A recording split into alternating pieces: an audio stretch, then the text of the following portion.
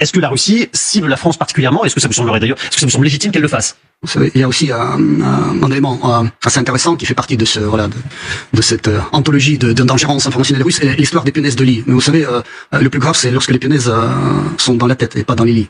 Je vais vous répondre comme ça.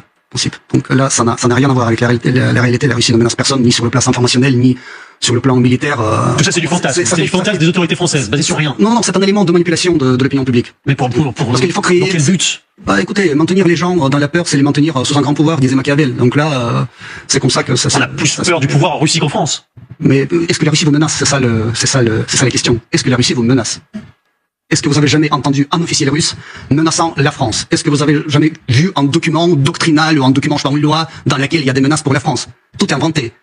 Mais il faut quand même, à un moment donné, revenir au bon sens et commencer au moins à parler. Parce que le mot diplomatie est complètement exclu du vocabulaire politique français. Monsieur Talleyrand